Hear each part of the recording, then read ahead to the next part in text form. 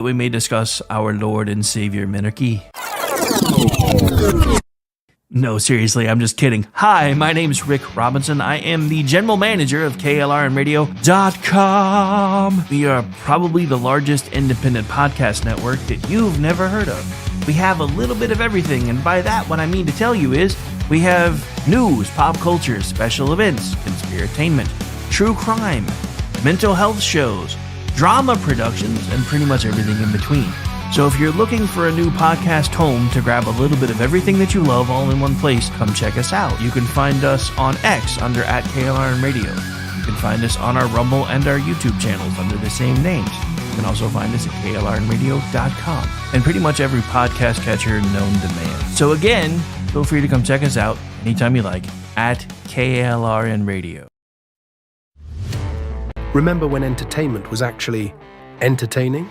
When comedy was about being funny, movies were about telling great stories, and you didn't need a political lecture every time you hit play.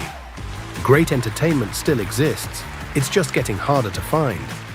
Even the biggest streaming platforms leave audiences disappointed.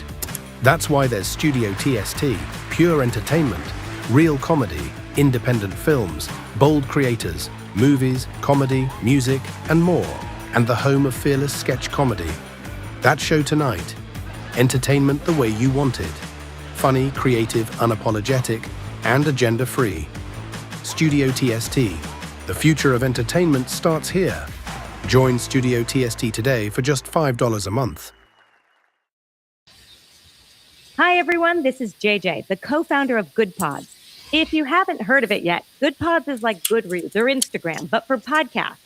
It's new, it's social, it's different, and it's growing really fast. There are more than 2 million podcasts, and we know that it is impossible to figure out what to listen to. On Good Pods, you follow your friends and podcasters to see what they like. That is the #1 way to discover new shows and episodes. You can find Good Pods on the web or download the app. Happy listening. KLRN Radio has advertising rates available. We have rates to fit almost any budget. Contact us at advertising@klrnradio.com.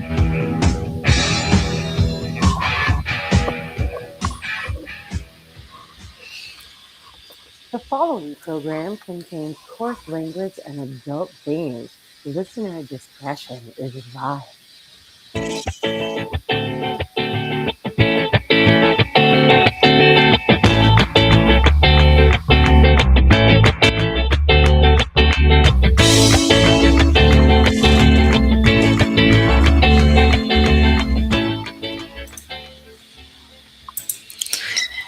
And welcome, everyone, to another episode of He Said, She Said. I am one of your hosts for the evening, Aggie, and with me is the very awesome Rowdy Rick. How are you doing this evening? Nah, she's the only host that matters. I'm just a button monkey. How you doing, Aggie? How's things? They're going. Same. Longest month ever, and it's only the 5th. It's the 5th of June, and already I'm like, this is the longest 2 years this month has gone. Well, it's like this weird dichotomy kind of thing going on, because like at one point I'm like, holy crap, we're already halfway through the year, and then so far the first 6 months of 2026 have felt like 30 years at the same time. So I'm just like, I don't know how to relate to this. Hey, look, we have a Hobbit sighting. Who let the leprechaun in? Anyway. Hi, Zelda. Yeah, so it has been a rough start to the summer for me. It's been pretty rough on you too. I think everybody's having a tough time. It's just it's like everywhere all at once. And yes, I do try to find a way to work booze into every conversation, because yes, it is the 5th. Didn't even hit me. Apparently, I was putting the accent on the correct syllable, because M pointed out you always try to fit booze into everything, and I'm like, yeah, pretty much. Yeah. Conversation, my mouth, all of the above, especially lately. Ooh. Anyway, So So some people are aware. I've had to deal with several losses in the family and both sides, and as well as friends, and it has been heavy on the heart. And all I can do is just sit here and just remember all the good stuff. And I had a really, really good laugh today, and I hope that my aunt understands this as she's looking down on me because it was at her expense. Oh, you're getting the ghost side eye right now. I know. She's probably thinking, Mija, you have to say that? Yeah, I kind of do. I have to tell everybody what happened. So this was, I want to say I was maybe, it had to 1979. So about 12, about to turn 13. And I'm visiting at her house. And she happened to live in the southern part of San Juan. And so we're, visiting and all that stuff. And she is making dinner for everybody. For us, dinner actually starts around noon and it keeps going until about 6. So when we all get together, because there's so many people, it's just an ongoing thing for everybody and everything. And we get there, and um, she's setting up the stuff. We're helping her set up tables. We're helping her with the chairs, and and I ask her, where are the kids are going to be sitting? And she said, you guys are going to be sitting over there. I said, whoa, you guys? I'm 12. Okay. And she just said, look, all of the kids are little and they go sit over there. And I looked at her straight in the face and I said, you're shorter than me. And she grabbed the wooden spoon and threw it at me. And like a ninja, I ducked one away and I was laughing my ass off. Meanwhile, my uncle, her husband, is like, ooh, I think you made her mad. I hope she doesn't burn the whatever it was that she was making. I don't know. And so he starts laughing at her. So she grabs another spoon and throws it at him. Pretty soon she was throwing spoons everywhere. And then she didn't have anything to cook with, so she got mad. But I'm like, you threw the spoons. So it's just remembering the time that she just threw spoons at everybody because she was mad that she was called out for her petite size. Now, I'm 5'2". She was shorter than I am. And I want to say she was 4'11". So Oh, she was so she's very, leprechaun sized. yeah, she was a very tiny woman. Or as someone in the chat likes to say, 4'12". 4'12". That's good. But it was it was fun. I mean, that whole day we were laughing the entire day. She was just in a foul mood the entire day, y'all. She was just mad at everybody because we kept making fun. Now, I learned my lesson. I didn't say it again because I didn't want another wooden spoon thrown at me. But after that, everybody, my parents, my other aunt and uncle, her husband, everybody was making fun of her short size and everything. And then it didn't help that when she went to wash dishes and everything, she actually uses a stool. So, Okay, anyway, that's kind of funny though. That I really is. mean, that was a very, very long time ago, but that popped into my head today, and I couldn't help but laugh at the utter ridiculousness of this tiny woman just slinging wooden spoons at everybody in the backyard. Nice. So the only thing I was thinking is, if this had happened a few years later, you could have busted out with nobody puts Aggie in the corner. Right? Oh my goodness. She was a pip. But yeah, and so that was one of the things that we both did. We both lost an aunt this past week. So I know that it's been very rough on you too. Yeah, I mean, yeah, I guess the only bright side for me is this will be the first family funeral in a while that I actually don't have to officiate because they've decided to use the services of the funeral home, which is the one that my family's been using. But I guess because they decided to put it together so fast, they just decided to go with the staff pastor. So I actually get to attend one, not run one. It's been a minute, so it, I don't know. It's kind of bittersweet because at the same time, I kind of have enjoyed being the one who has been handling those things for the family. But at the same time, I'm like, I actually get to just sit down for once instead of, you know, Yeah, it's battling. kinda nice. Well, I mean, the whole thing is, and this is going to be a really weird thing for people to hear with all of this that I do, but I am secretly not. I'm secretly trying not to pass out on the inside every time I do one of these things because I don't like talking in front of people. Yeah, that is I I I was hoping that nobody would ask me to speak at this one because when my husband's grandmother passed away back in 2008, um, ev- each member of the family was supposed to go up and speak, or at least a representative of each family was supposed to go up and speak. And my husband just didn't want to do it. He just he just didn't want to do it. I mean, don't get me wrong, he loved his grandmother to death, and I think that's he just didn't want to break down in front of anybody. So he told me, can you do it?" And I was like, I'm literally the outsider in this entire family, the only Hispanic in this entire family. I'm just like, I don't think this is gonna fly well, but okay. And I went up there and I had nothing prepared because, like I said, he was the one that was supposed to speak.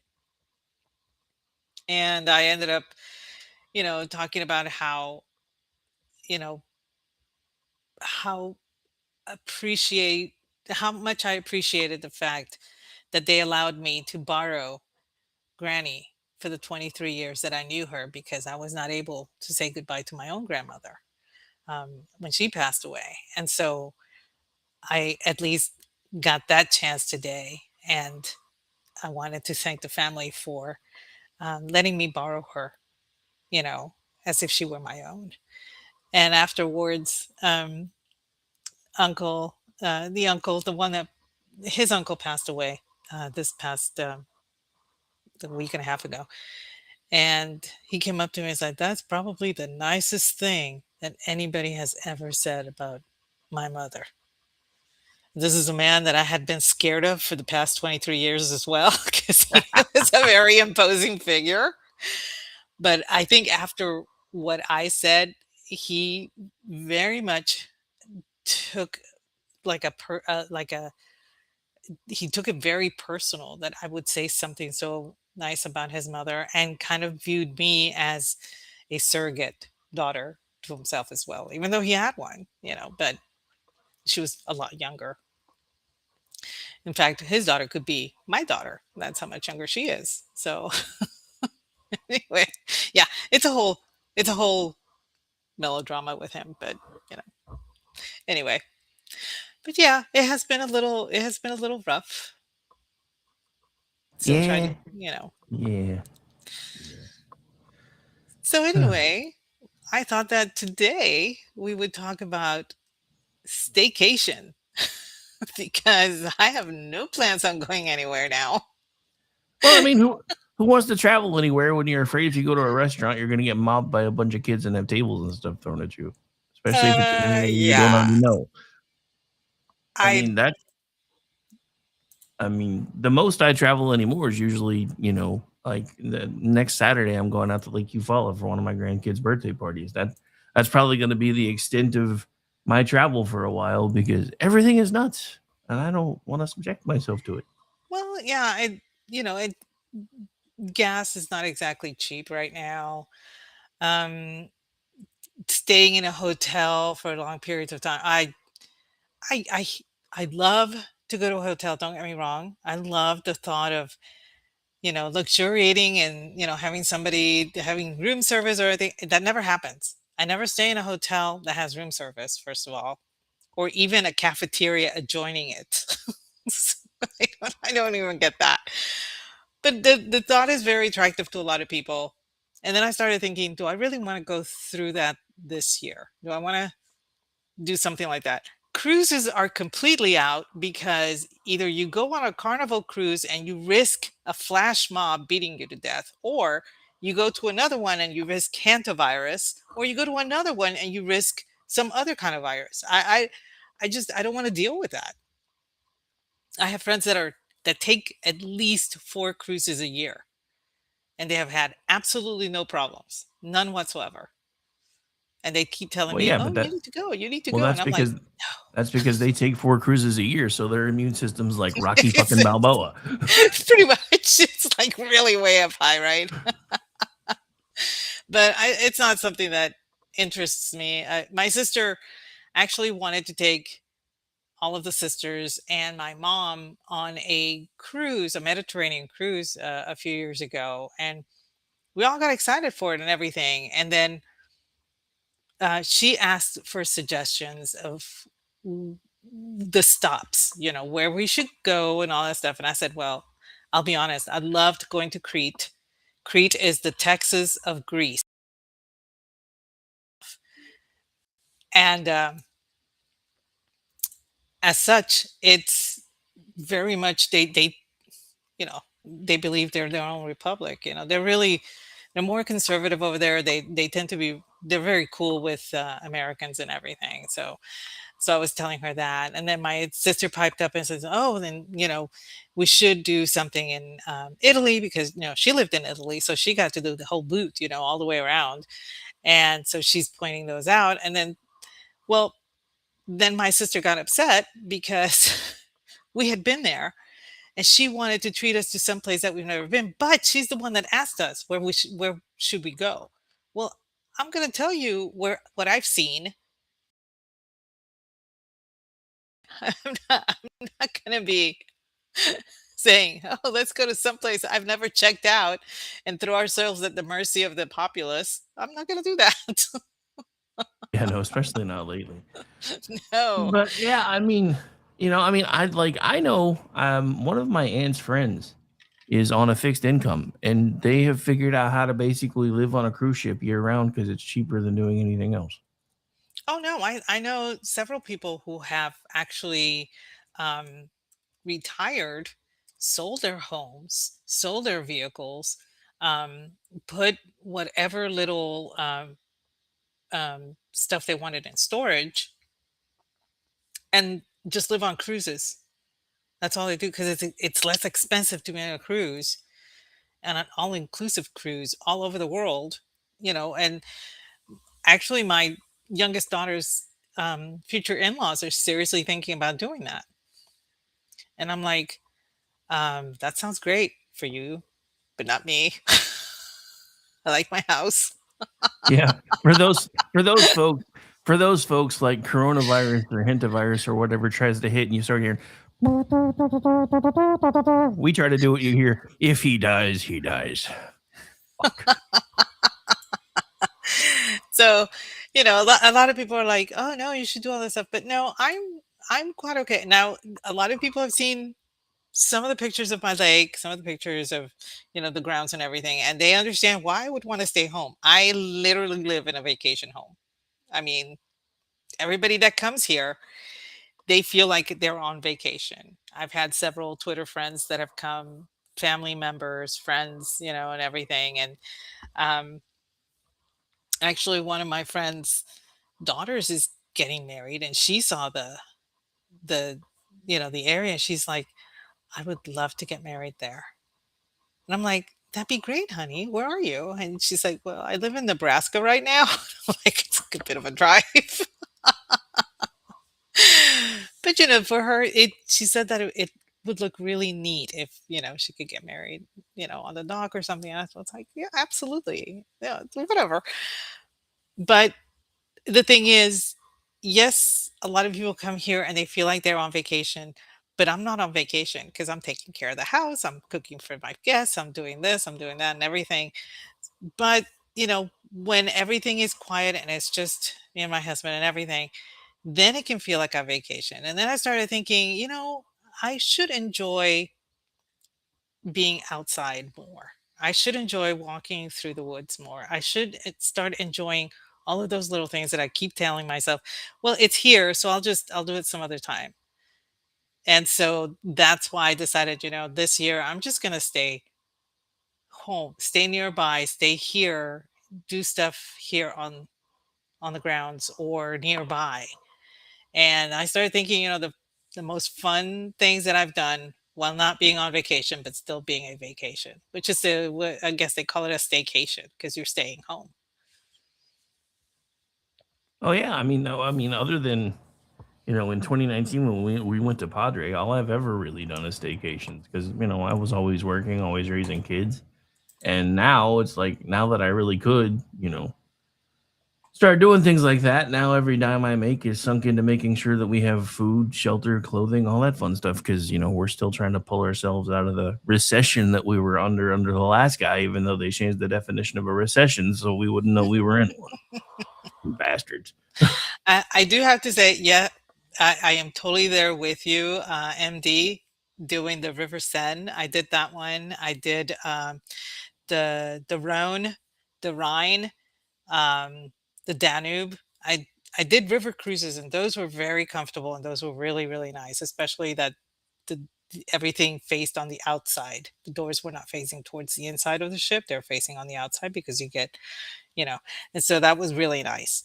And they were not as expensive as I thought they would be. They were not Viking, and they were smaller, but they were a lot nicer because you're on a river and it's not choppy seas, that can cause a lot of seasickness, like I'm prone to getting. So, my next one, if and when I get out of the house and go on a vacation, I was thinking about going up the Mississippi River because that to me has been the whole, the Huckleberry Finn, the Tom Sawyer, the whole Mark Twain, all of that has always been in my head as being an adventure that I really want to experience. So that would be if I take a cruise, that's gonna be it. But I'm not going out to sea. Forget it. I just can't. I just Well, can't. that's because you grew up watching Gilligan's Island. You know what happens when you go out to I know sea. what happens. I've seen the movie. It doesn't end well. I mean, we grew up watching Gilligan's Island, Poseidon. Oh yeah, those are Yeah. fun times. So Although it's funny because Gilligan's Island wouldn't have survived today because everybody's so like figuring out premises for shows. And they're like, well, the max speed for that thing was only like 26 knots. So it was really only about 60 some odd miles away from shore, wherever the hell it was. yeah, somebody did all of the math. They said those idiots would probably stay in the Hawaiian island chain. Just don't They're just on one of the little tiny islands thinking they're like separated from civilization. And really, there's civilization 2 miles away or something. But yeah. Yeah. Oh But well. Anyway, so that's when TV was allowed to be fun, though. It's not really allowed to be oh fun anymore. yeah, no, not anymore. I was watching. There was a clip of all of the. I don't know what it was. It was I want to say it was Dick Clark or some late night TV host or something, but they actually had a reunion of all of the cast members while they were all still alive, and I was just like, did Alan Hale ever age? Because I remember Nope. Alan Hale before Gilligan's Island, and he looked like that. Like 20, 30 years before Gilligan's Island, he still looked like that. Well, that's because nobody ever found the portrait he had hiding in his attic. I guess not. I mean, if you've seen like who was it, Patrick Stewart, and there was somebody else that VC and I were talking about the other day, who like overnight just went from looking like he was maybe 50 to 60 years old to 120. I'm like, yeah, their portraits have been found. I Well, I almost think forget that Patrick reference. Stewart He's looked the so same, fantastic. when he did Excalibur all the way to now. He still You can see his age now. Um, he looks there's a he almost kind of from the side profile now he looks like the perverted guy from Family Guy, the old dude. Oi, okay. Yeah, so you can tell now. You can tell now. But somebody burned his portrait. That's a possibility. So, my friend, what plans do you have for a staycation? I mean, honestly, most of the time my staycations just involve not working and trying to catch up on sleep. But like I said, That's rare. We're gonna go out to the lake next weekend and hang out for a couple of days.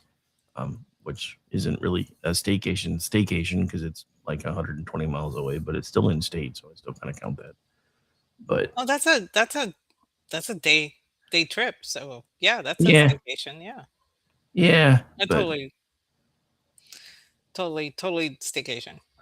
well, I say we're gonna stay a couple of days, but we're not really gonna be able to because I have things to come back and do here. But we're gonna go out to Eufaula for the day, at least for the early part of the day, because my son, who's moved to even further out into BFE as I have, called me the other day. He's like, "Are you coming to youngest son's birthday party?" And I'm like, "I was planning on it.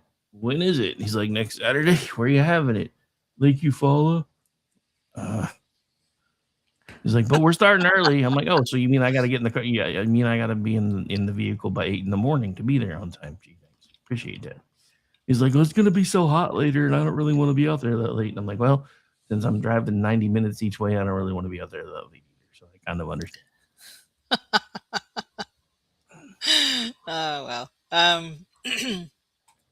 No, I have one plan to make my staycation a little more interesting.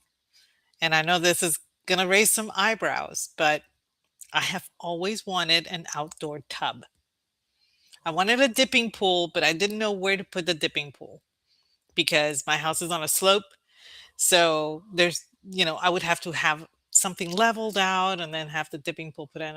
No, too much trouble. So the next thing I decided was like, I just want to be able to sit in nice, cool water and look at my lake.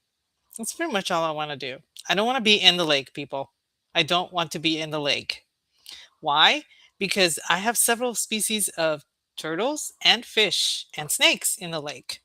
And that's their lake. I like to look at the lake. I don't want to be in the lake. So on the lookout and I have a friend working to see if she can get it from the salvage for a clawfoot tub that I can actually repair and resurface. Because, yeah, believe it or not, Aggie knows how to do that and have it set up on the side of the house that's nearest the slope, so it overlooks lake completely. So it's like perched right there. And I told this to my husband, and he's looking at me going, "You really want a tub? You have to have a tub because I don't have a tub here. I have a walk-in shower." And I looked at him. I was like, "If I can't have a tub on the inside, I'm gonna have a tub on the outside." So he's like, "That's your project. I'm not even gonna question what you do or where you put it." I So mean, I think if you're gonna do an outside bath, you might as well go Japanese hothouse bath style and go I all in. had I had thought about that, and then he started getting interested, so I cut that off at the knees because this is my project, not his. I know that sounds Alrighty then. mean. That sounds mean, but he's got his own steam shower already. I don't partake in that. That's his thing, not mine. I just wanted a tub. I wanted and a bower. I already have the bower picked out. I have the climbing vines to go on the bower, and it's gonna be cool. So that's going to be something that I work on so that I can enjoy staying home, and it'll be like my little staycation. I'll just go out there in my little bathing suit and take a dip, whatever. And of course, because it's a tub, I'll be able to drain out the water. So that's another thing that I have to work on is making sure that the drainage goes out to where it needs to go. So there's a lot of logistics going on, but that's one of my plans for the summer so that I can have something to look forward in my staycation. An outdoor tub. Oh, why do I suddenly have the Green Acres theme playing in my head? It's kind of like that. It is kind of like that because I mean, I see it in my head. I see it in my head and I need to put it down on paper exactly what I want it to be like. And my girlfriend was asking me, it's like, what kind of clawfoot tub do you want? And I was like, it doesn't have to have claw feet. It has to have legs, but not. It doesn't necessarily have to have the claw feet. And she says, but cast iron. I said, yes, definitely has to be cast iron.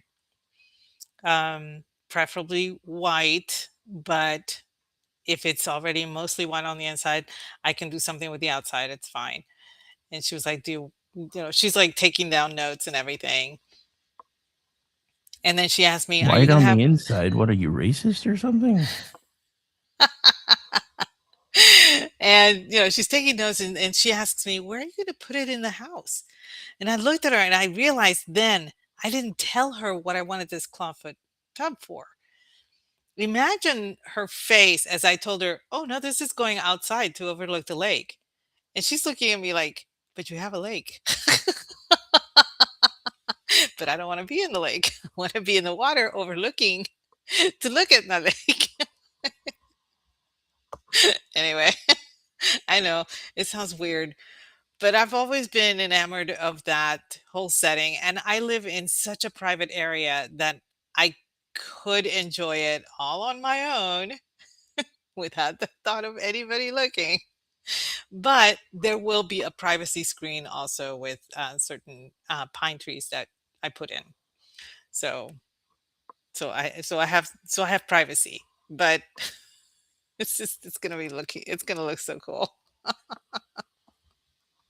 Oh wow, I didn't see this. Sorry, I don't mean to break in and do something news related, but I didn't see this earlier today.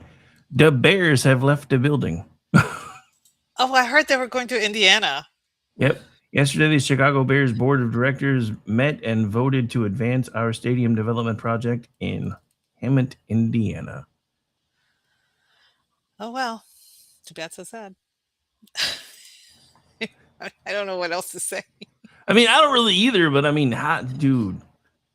But that's the irony of what's happening, because in order to get to the point where you can have a sports team, you have to do all the gentrification and everything, and eventually it's the beginning of the end of your city. We're watching it happen in real time in Oklahoma City, because I mean, it's got condos now, and it's got hipsters, and it's got all the crap that we said we never wanted in Oklahoma. And I'm like, I feel like every time I go into Oklahoma City now, I'm looking at Austin Jr. I don't like it. I don't like it a lot.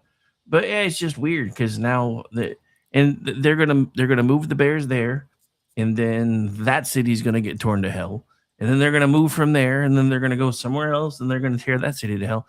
I swear to God, leftists are locusts. Sorry. Hmm. I'm gonna shut up now because that's not what this show's about. But I saw that and I was like, oh my God, I can't believe they've driven off the Bears. And they're Well, gonna act like it's not their fault. I was not surprised. I saw it kind of written on the wall, and I was like, well, eventually, several high, um, I want to say hedge fund people have moved out of Chicago. Um, you know, big corporations have moved out of Chicago, and now the Bears are like, yeah, okay, we're out too. Oh well, I don't know. When am I supposed to feel bad for the city of Chicago? I mean, there's no law that says I have to, right? Oh no, I mean I don't necessarily feel bad for the city of Chicago. I'm just kind of watching their stupidity because I mean, how cold did Chicago used to be? Now it's like nobody wants to be there. Kind of like Los Angeles. I mean, they made a musical out of Chicago. I mean, they did one out of New York too, but and I guess to a certain degree, L.A. La La Land, I guess, was a musical. I'm not sure. I never watched that movie, but I yeah, hear it was Chicago. supposed to be. I never watched it either. But, But anyway, but so and I decided while I'm working on that project, I need to teach myself several things because idle hands are the devil's playground. Isn't that the way it goes? workshop, but close. Workshop? Okay. I just I remember one of the things that my mom taught me when I was little was crocheting. And she used to sit and watch The Price is Right and make a doily during the whole I mean, in 1 hour she would have a doily made. And for the life of me, I didn't understand this magic. I mean, I had seen spiders do stuff like this, but I didn't understand. So my mom taught me how to do crochet once, and I did a doily, and it was really pretty and everything. And then I just stopped, and I haven't picked it up in about 45 years, I think. No, wait, doing math. Yeah, 45 years. And so I told myself, you know what? I need to get back into it and start doing this kind of thing. My daughter crochets, my sister in law crochets, and I thought that it would be something nice that I could share in common with them. And, when we get together, just take out the little balls of yarn and start crocheting, while we're yapping about family matters or whatever. It's just a very soothing thing, in my opinion. I have needle art, down pat, but I need to pick that one back up. So that's something else that I'm going to be doing for my staycation is learning a new hobby because I don't have enough, apparently. I don't have enough hobbies. You? Not enough hobbies? No, I mean, you've always got room for one more. But anyway, back to that Family Matters thing. Did I do that? Sorry, had to be done. Yeah. No, it, excuse me. A lot of people are forced to have a staycation because they're short on funds. They can't afford a long time off from work. They, for whatever reason. And I I saw this with my daughter. She just had a baby back in February, as y'all know, and she's now out of the military, but her husband took paternity leave and now he had to go back to work. So they don't have a lot of time built up or anything. And she had called me and she asked me for suggestions on what they can do because now they have a little bambina. So it's not like they can just go and hang out at a winery or whatever. And I told her, I said, there was one thing that I used to do with you kids all the time. We went to the state parks, and where we lived in the proximity of San Antonio, we had at least 5 or 6 state parks nearby. Plus, we could go to, if we drove a little farther, we could go to the wildlife refuge, either Aransas or down in Corpus, or if we're visiting my parents down, in very deep South Texas, there was always something like that going on that was completely inexpensive or free. And, I told her, I said, just pack a little picnic basket with, you know, your waters and your juice or whatever, your sodas, whatever it is that you want to drink. Pack cold cuts, pack grapes, pack anything that you can eat with your hands that you don't need cutlery for, and just pack the stuff for the baby, like you normally would and everything, and go. And she says, well, what do we do when we get there? I said, well, what did you do when you got there, whenever you were doing? And she's like, well, we were running around doing whatever we wanted to. I said, well, now you have a baby, so now you have to put her in her little stroller, but you can go walking. The hiking trails accommodate.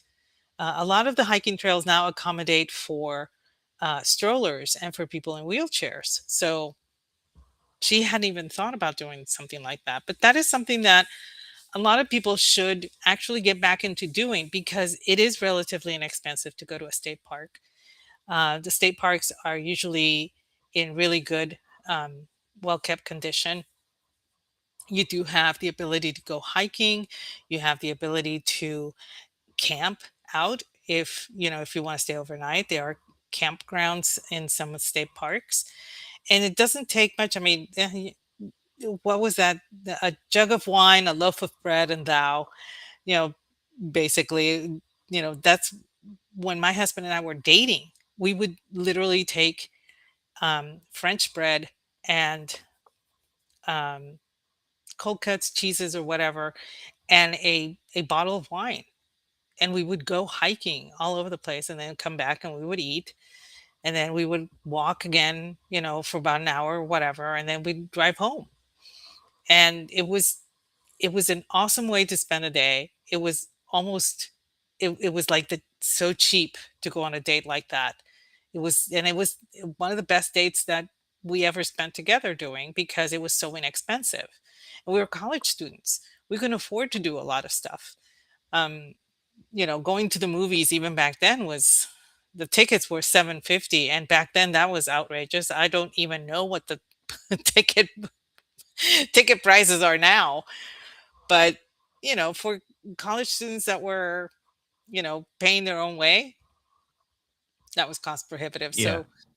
Um so going to a state park, especially if the the bus system drove right by it, and you can just request to be let off there. And they used to do that all the time. We would go when we were in College Station. We'd go all, traipsing everywhere.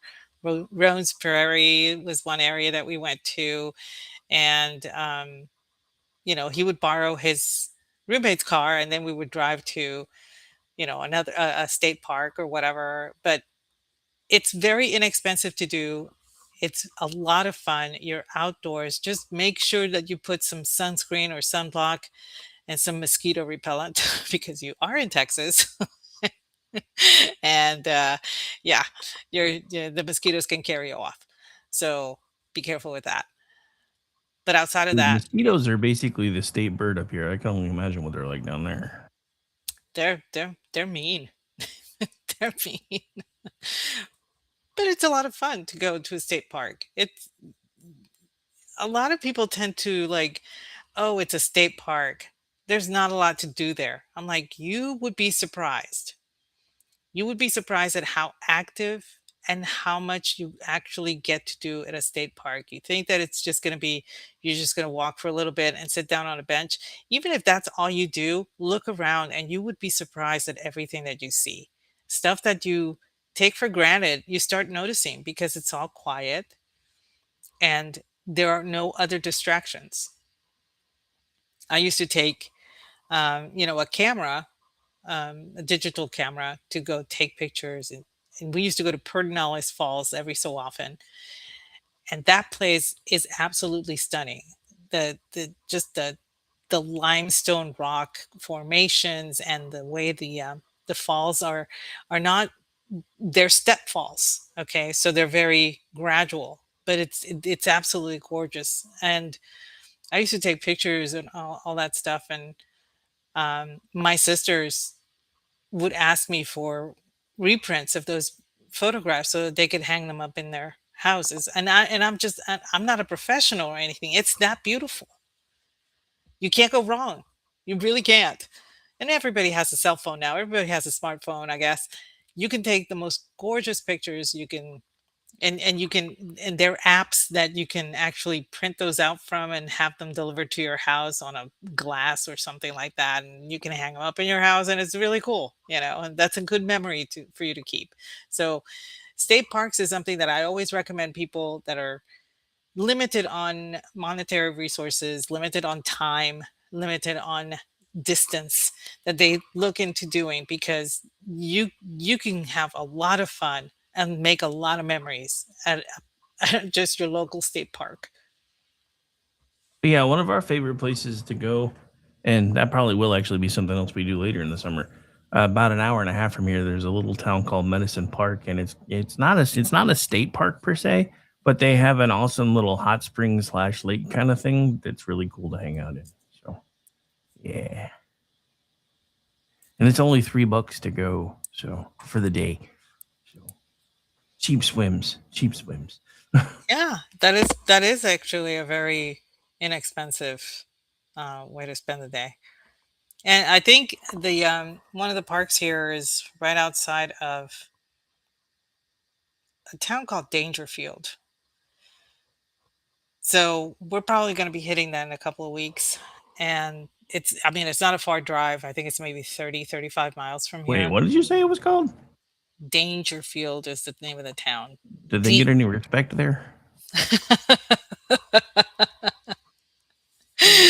um, it's a tiny little hamlet, but there's a state park there, so we're gonna, you know, I have I already have the menu all set up. Everything's, ready to go to be made, packed up, and that way we can go spend a day out there and everything. It's a habit that I used that we had when we were younger, and we just kind of let it go because of, you know, being in the military was kind of difficult, and being in, foreign countries, you can't just go into a I mean, the state owns all the land and everything, but you don't know where the state land is, and you don't know where, and their concept of a state park is completely different from ours. So we just kind of, yeah, we're not doing that.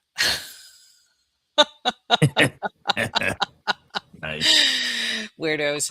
But anyway, that's how, that's probably my most favorite thing to do on a staycation. And it doesn't even have to be a state park. It can be a local recreational park, where you take the kids for the swings and everything. They have picnic tables there. One of my fondest memories when we first came to the States, this was back in 76. My dad, we could not afford to go any place. And so my dad would take us in the car about 10 miles down the road. And 10 miles down from where we lived was the highway, and we'd never seen a highway before. That was brand new to us. We had no idea that streets could be that big and that tall, right? And by tall, I mean it's an overpass. But for a 10-year-old, that was like a big deal, right? And there would be like a picnic area on the side of the road. And so we would pull over. Mom had summer sausage and Ritz crackers and a jug of, I don't know, Tang or something that she had made at home. And then the little Dixie cups that for the bathroom, and she would bring those because we were little, and so little cups, and we were all, oh, this is so cool. And so that's what we would do. We would sit there at that picnic table and watch the cars go by. And let me tell you, when you come from BFE in Puerto Rico, where the streets are not even two, uh, uh, they're not one, it's just one lane, maybe lane and a half wide, and you're supposed to fit two cars in there. That this blows your mind. So I remember dad doing that almost every Sunday after church. We would do that, and it was the most fun just to sit there and watch all of these cars go by.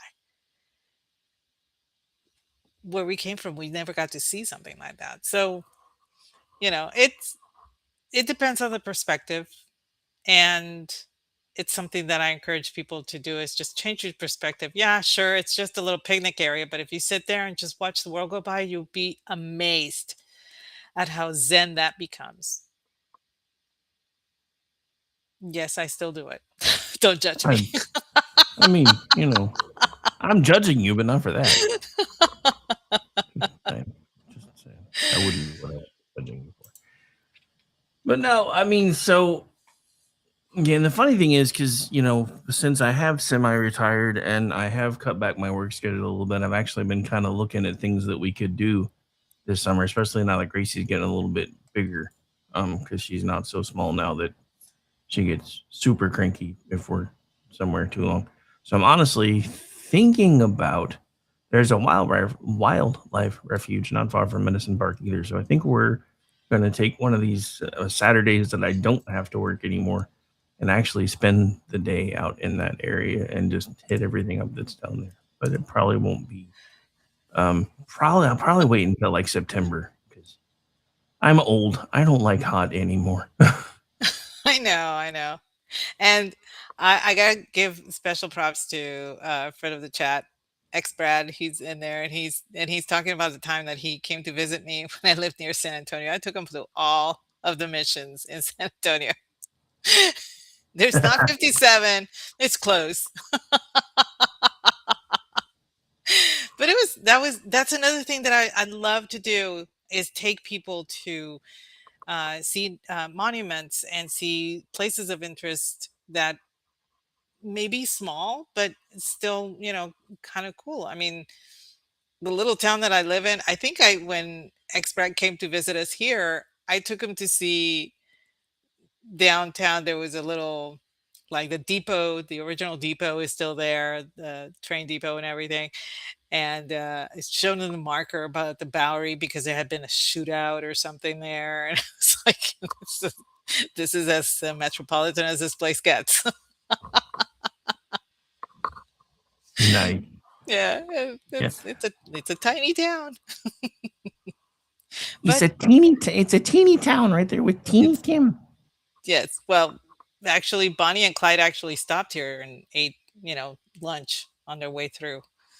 And that's another claim to fame of Oh, this place. at least they didn't shoot up the place on the way out. I guess. No, it was like they stopped. They had sandwiches, had got gas, and kept going before anybody noticed who they were.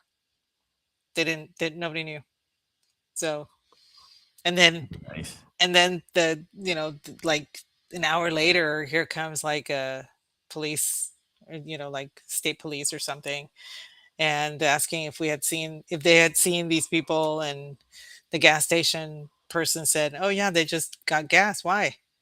And they said, "That's Bonnie and Clyde." And I mean, everybody knew who Bonnie and Clyde were. They just didn't recognize who Bonnie and Clyde were. You know what I mean? So that was like, "Oh, Bonnie and Clyde were here. Oh my goodness. Oh my goodness." That was the talk of the town for a year, that they stopped sandwiches at gas station. I'm telling you, this is a hotbed of drama here. But anyway, so No, not drama. mm, yeah, little bit of drama. But like I said, I took Brad to see the missions, and I next time he comes to visit, I'm going to take him to see some of the chapels in the area that have been around for a very long time. As a matter of fact, I may just hike with him and take him back to College Station, because the Methodist Church there has a very interesting history. And so, and I'm not Methodist, but the church itself is fantastic. So maybe I'll do that. Put it in your calendar, X Brad.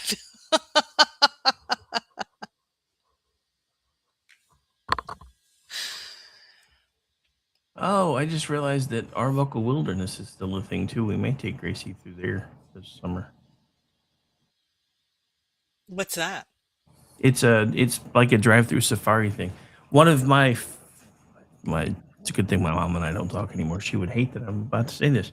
But so my parents took me through there one time. It was probably about a year or so before they got divorced. So I was probably about 7. And it was the summer before everything blew up. So basically you drive through this area, and it's like basically you drive through, and there's animals that can come right up to your car and you can feed them.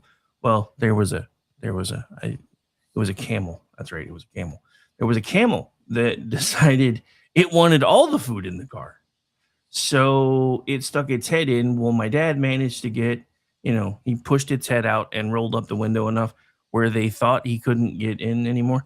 That was before they realized how long a camel's tongue was. That was terrifying for my mom. Oh she was wow. getting she was getting a tongue bath from a camel who was trying to get all the food out of the bucket.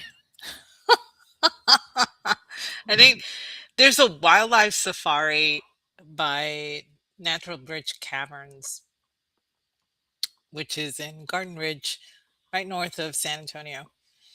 And it used to be that the wildlife safari was owned by the same people that owned the Natural Bridge Caverns. And then there was a falling out or something. And so they sold it off. But the wildlife safari is still there. And it started with only like about 10 safari animals or something. And now they have, because they do rescues, and they take the older animals that zoos are loath to keep because of age, that kind of stuff. So it has grown quite a bit. And my sister was telling me that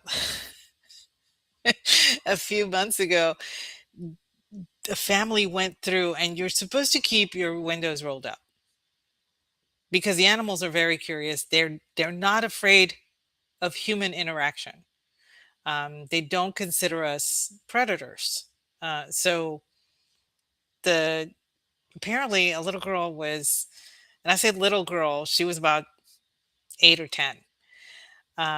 She thought the whatever it was, I want to say it was a giraffe, was being very inquisitive, blah blah blah blah. And so she wanted to say hi, and she kept waving, but the giraffe was not paying attention to her. She just, the giraffe was just like looking at the car and looking around and whatever, and she kept trying to wave it. And so she rolls down the window and she sticks her hand out, and to get her attention and everything. Well, the giraffe saw the hand waving and said, "Oh, they want to be friends." And so the giraffe approached and stuck her head inside the vehicle. The dad decides to freak out, and instead of actually stopping the vehicle, complete, like, because they were in a kind of like 5 mile an hour or something like that, not going very fast, idling. Um, he decides to actually punch it, and the giraffe is still in the car. It's still in there. So the giraffe starts running with them. The giraffe is getting mad because she doesn't want to run. So the giraffe is like going insane inside the car. The little girl is screaming.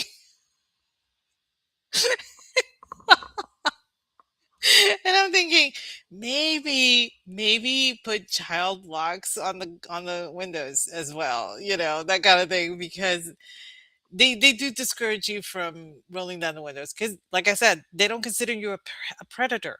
They consider you possibly bringing them food, because that's how they get their food. They see a human being bringing the food.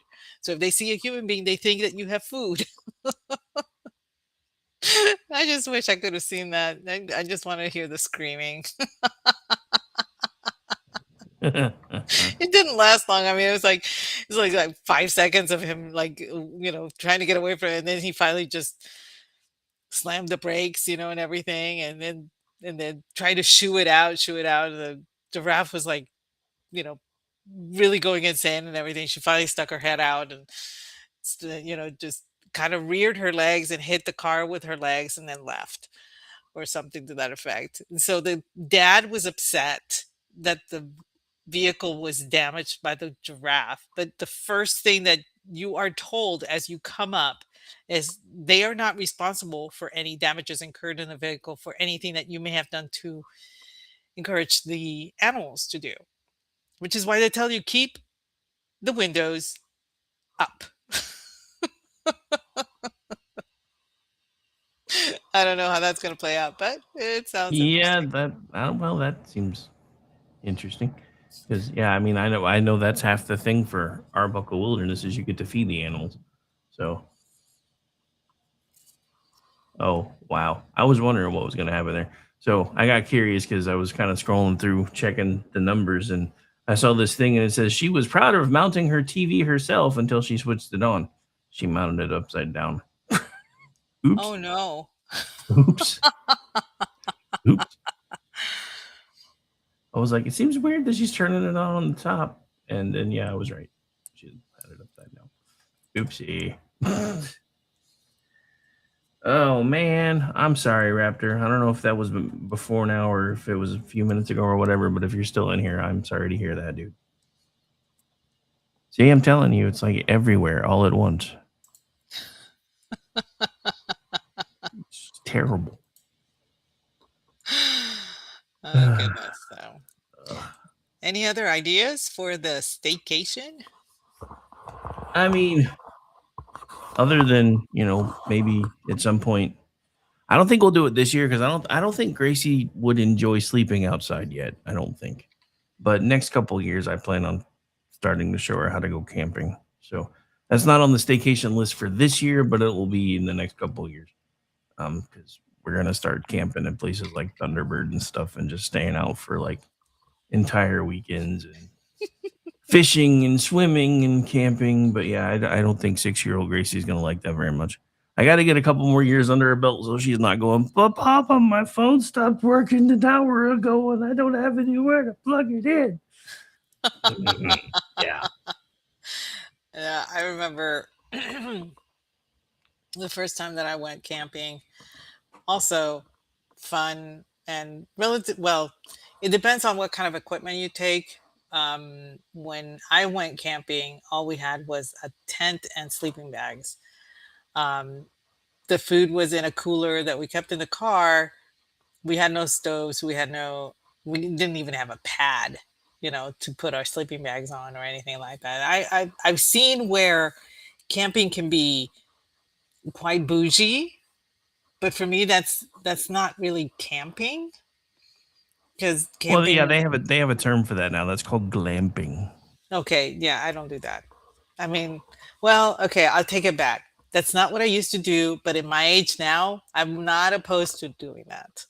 Let's just put it that way, because Yeah, it's I kind of talk a nice big to game have about air conditioned tent. Yeah, I talk a big game about going to do all that stuff, but it may be one of those things where I help them set everything up, and then at dark, I'm like, okay, you guys have fun. I'm gonna go sleep in my bed now because I'm old now. I don't enjoy sleeping on the ground anymore. It No, I didn't. don't either. There's so many things that never used to bother me that bother me now, and I realized it the other day. Like I don't like being outside in the heat anymore, but that's different. I mean, I used to work outside all the time, and there was one summer that I was in a dress uniform every Saturday with a bulletproof vest on, and it was like 110 degrees outside, and I got probably as close to heat stroke as I've ever had in my life. And ever since then, I just don't deal well with heat. And there's other things that I used to really, really like to do that I'm just like, yeah, I don't really want to do any of those things anymore. I have a feeling sleeping on the ground is probably going to be one of them because it's been a minute since I've tried to do that. Oh, goodness gracious. I'm and another one. Oh, my condolences, Raptor. We are so sorry for your loss. I know well how that is. I just can't with this month. I really can't. Right? That's what I was saying. I was like, oh, another one? Oh, Yeah, Raptor's grandmother passed away. So, uh, anyway, Al, I call it retirement practice now. well, that's pretty apt, actually. He's like, he's like, I just got back from the staycation. I call it retirement practice now. I mean, I am semi retarded. I mean, retired. Yeah, sorry. I remember when I went. I see M put pup tent, rifle, pistol, and Bowie knife. When I was still living in Puerto Rico, my uncle was uh, the scout master, and my cousin was a Boy Scout, and there were no Girl Scouts in my hometown. That was the only way that they could have a Boy Scout, was if my uncle, did the whole thing. And there were like five of my friends were in that troop, along with my cousin and some of his friends. So it was about eight, maybe nine. And I wanted to do the same stuff that they were doing. And my uncle said, "There's no harm in her attending any of the meetings, but she's a girl." And I'm like, "I can take you, and I can take you." So they let me in. And one of the things that we had to do was, um, with a map, a compass, and a pen, basically a penknife, we had to find all of these markers throughout, um, well, basically a side of the mountain where we were at. And we were, we couldn't go out at the same time. It had to be one by one. So every 5 minutes, one of us would go. And the point was um, they were people that were timing us and everything. And we had to find all these markers and all this stuff, right? And the all of the guys were very sure that they were going to have to come rescue me. I was the one that finished with the shortest time. And my cousin could not figure out how it was that this girl managed to do it. And I looked at them straight in the face and I said, if you read the booklet, it told you exactly what to do. And that's all I did. Well, the guys being guys, they didn't read the booklet. They knew better.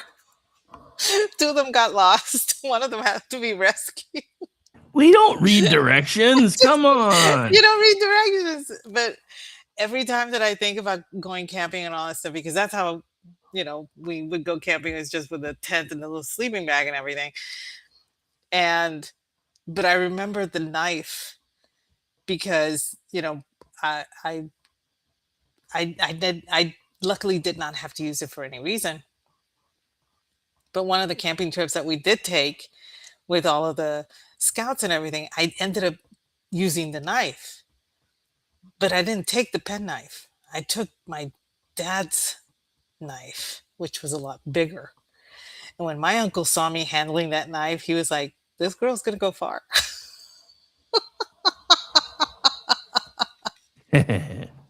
I loved camping out there in Puerto Rico. It was so much fun. But now I'm like, I don't know, glamping. That sounds actually kind of cool. I would not mind having an air conditioned tent with a cot and an actual or an air mattress. Air mattress would be cool. Yeah.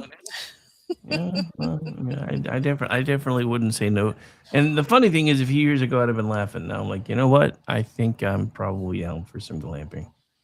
But then again, thanks to Jeff and the Amish one, I have gotten turned on to Vietnamese women glamping on YouTube. So, I don't even want to know what that is.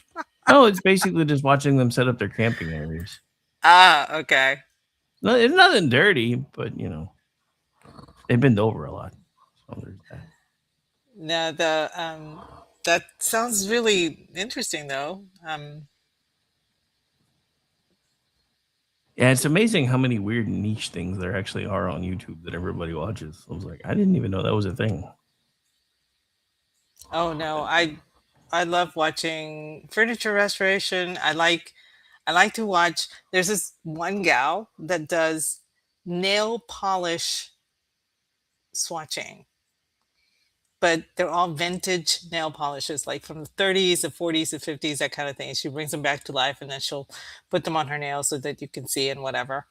And she's doing this for the express purpose of making an historical catalog of nail polish. And it's like, this is actually really cool. I know people who watch rug washing videos because it's so zen, So there's something out there for everybody to, it's the equivalent of watching a fish tank, which also I have done on YouTube. Yeah, you can do that on YouTube too. You can. So,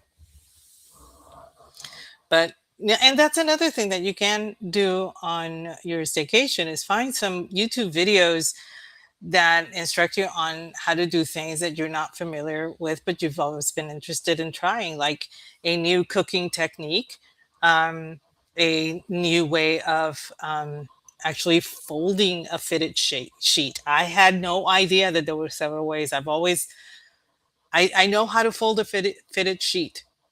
I learned from my mother, and I actually learned from somebody in the business What is on this the correct sorcery way. of which you speak? It's true. There is a way to fold a fitted sheet.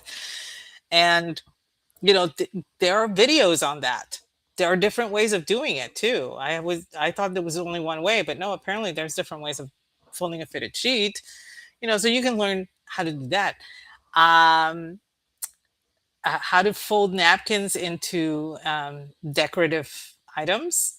That's a big one. And towels. those kind of things. I know Xbrad has shown me videos of napkin folding because I was interested in learning how to do like Christmas trees and for holidays or whatever. And there's a myriad of things, of tutorials for almost anything on YouTube, and that is one thing that you can do when you do have time on your hands because you're forced to you know take time off from work or whatever, but you can't go anywhere or anything. Learn something new. um, One of the things that Jeff and I do, we do spirited books. We actually review books that we wouldn't read normally. They're kind of like not something I would pick up, and we all know how that has been really really bad or has been really really good. So I'm never gonna live that down. But just doing different things, learning a different hobby, things that is a constructive way of using your downtime or using your off time from work. If you can't go anywhere, you would be amazed at how it sucks you in and you become mesmerized by learning a new thing. Paper folding, origami, making a better paper airplane.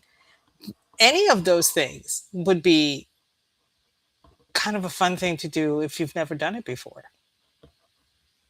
Could be. I'm still curious to find out what witchcraft it takes to be able to fold a fitted sheet because You're still pretty- there. pretty sure there's magic and spells involved there. I'm just saying. Well, I when my mom was here, I was folding a fitted sheet and she looked at me and says, "You're doing it wrong." And I said, "No, I'm doing it differently, Mom." And she looks at me. I said, "Okay, I'm sorry." And I put it back and I folded it the way she taught me because I didn't want her mad at me. And yeah, after she left, I went back to folding it the way I like folding it, which is slightly different than the way she folds it. But I I don't fold her clothes because she's persnickety about that, and if she starts folding my clothes, she'll fold them her way. She's not going to fold them the way I like it. And personally speaking, if I don't have to fold my clothes, I don't care how they're folded. I'm happy. But my sister's not that way. So my mom doesn't do anything at her house. Nice. No. Yeah, I was like, because I know your dad used to occasionally tune in. I'm like, I wonder if Aggie's phone's Yeah. about to ring. Why are you talking about me on your show? No, my mom heard me one time. And of course, I had the headphones on, so she didn't know what I was talking about. But she has a habit of coming in and kissing me goodnight when she goes to bed. And then it just happened to be that I was on a podcast with Brad when this happened. So she's talking to me in Spanish. I'm talking to her in Spanish. Brad is like totally lost. He doesn't know what's going on. He thought I was having a stroke. And then I had to apologize and I'm sorry. My mom came in to kiss me goodnight. I was talking to her for a minute. So after that, I told her, and she asked me what we were talking about. And of course, because it is the political podcast, I told her, and she just goes off because my mom is pretty right wing. So that kept her, entertained for a while. And so she has listened to a couple of my podcasts. If she asks me to, I'll pull one up and she'll listen to it for about 15-20 minutes and then she'll be done. But it's kind of funny.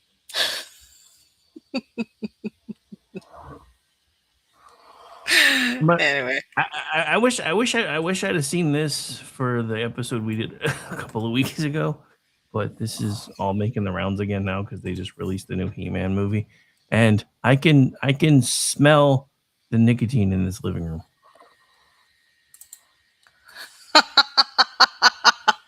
And my grandma had that exact couch when I was a kid.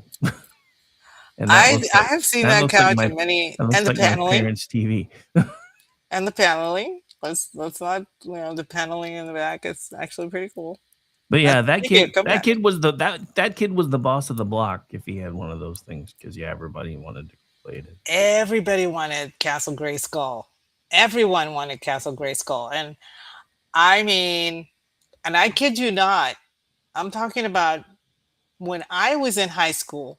My high school guy friends wanted the Castle Grayskull. This wasn't just for kids.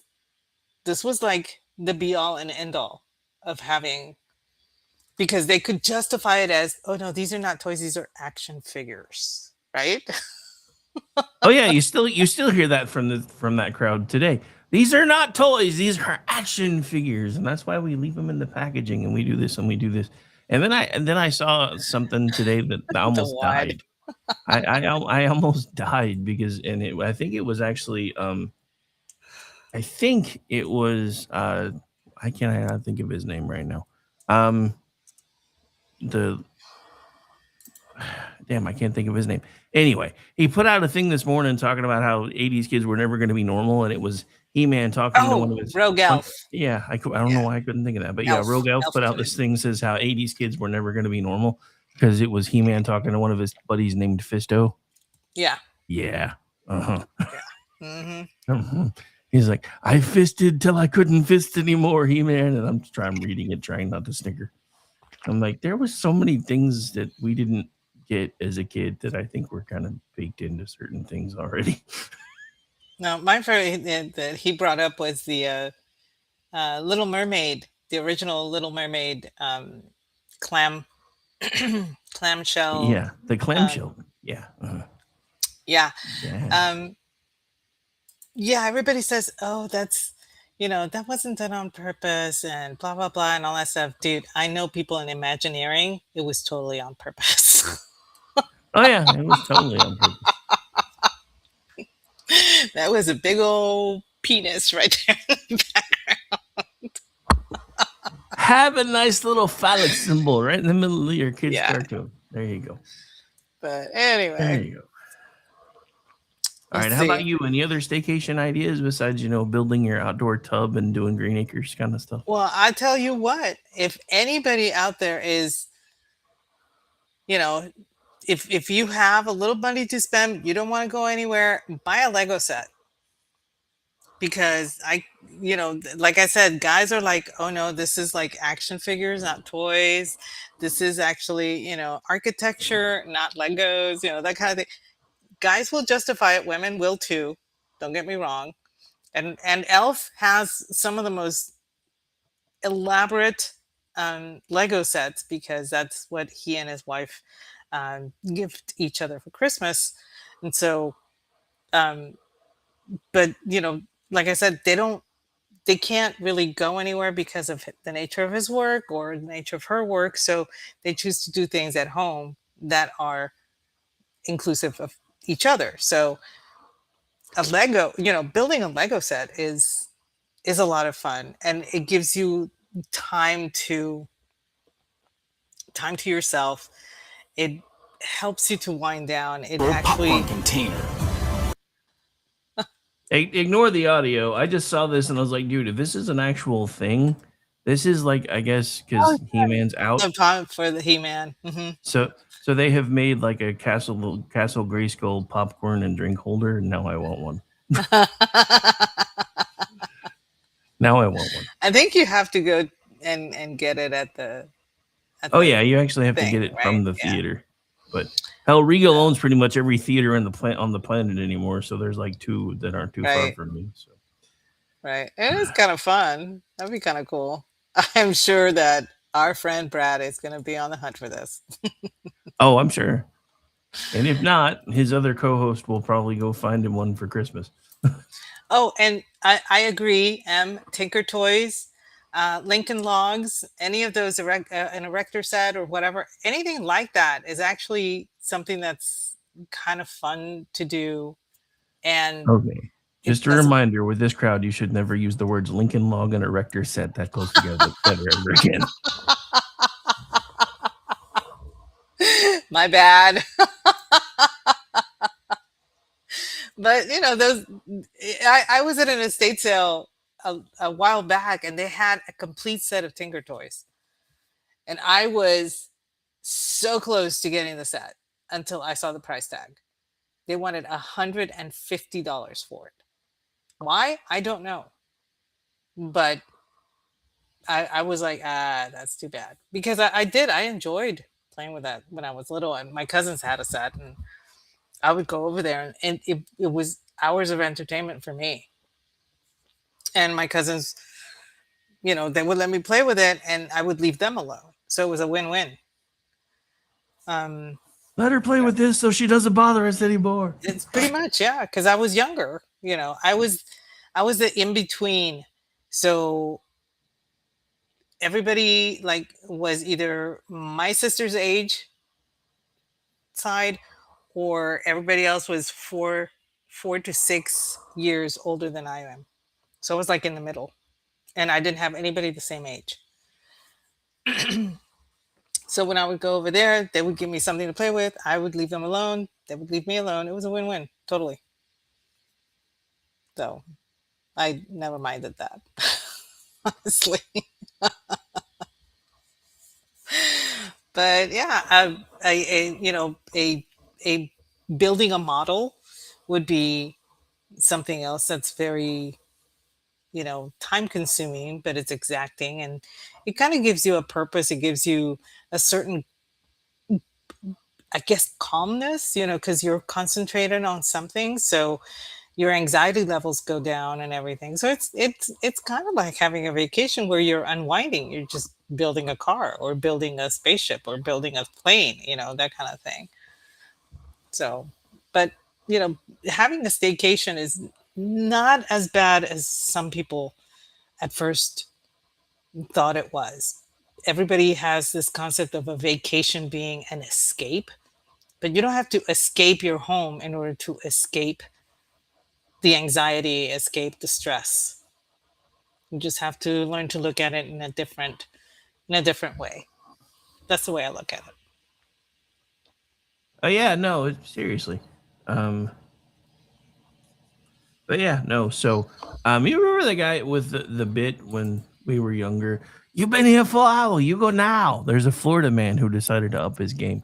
He actually had the police called on him after hanging out in Golden Corral and eating continuously for 9 hours. 9 hours? Yeah. He said, "All you can eat got no clock, bitch. And I already paid." Well, isn't that the rule? You What? pay once and it's all you can eat.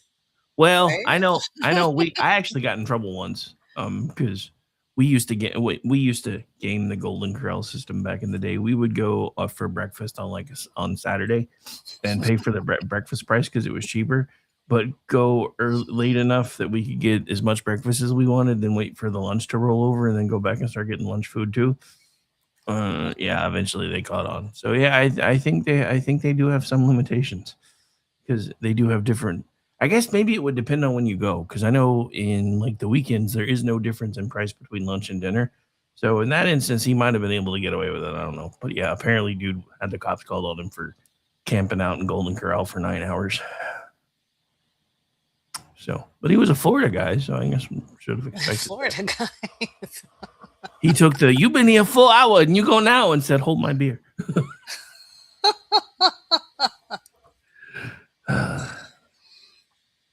Well, it's almost 9 o'clock. I don't know if you have more to add, or. Nah, not really. I mean, like I said, most of my staycations, especially lately, have just been trying to catch up on sleep. But now that Gracie's getting a little bit bigger, I do plan on starting to plan out some stuff. She's been. I mean, she's finally big enough now where she's interested in going to do things that don't involve just, "Can we go to the water park, Papa?" No, we just went yesterday. I'm gonna go again. We just went yesterday.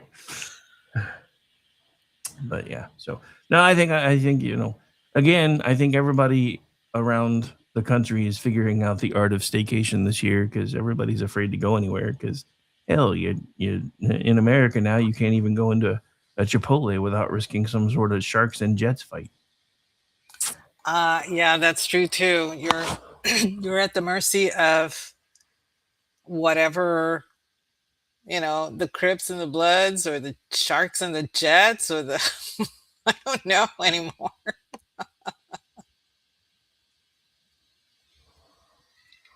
But yeah, so anyway, where can folks find you, ma'am? Because we are just about it'll take us about that long to give our usuals.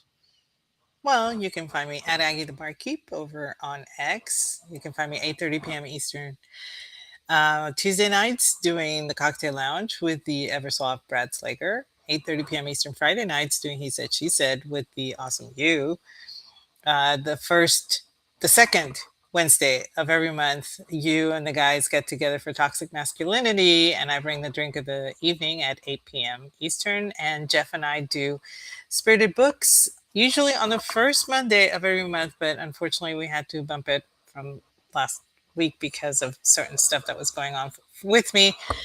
But stay tuned for that because it'll be this coming Monday at 8:30 p.m. Eastern. And how about you? Don't look for me; it's a trap. I'm actually off tomorrow. However, Sunday, Kingdom and Country is back up again. We're changing the schedule around a little bit for summer because G is off for his summer schedule. So yes, there will be Toxic Masculinity this week. It's 8 p.m. Eastern, 7 hour time. I think I'm going to see if I can get VC to sit in for him. But in G's normal time slot for the rest of the summer, I'm moving America off the rails, so it won't be on Monday nights anymore for a while because gotta plug a programming hole. So that's moving to Wednesday nights at 8, unless it's Kingdom and Country on the off weeks. I usually just do an extended one on that because it's weird to go, let's do Kingdom and Country and then go straight into America off the rails and it's still me. Yeah, no. So there's that.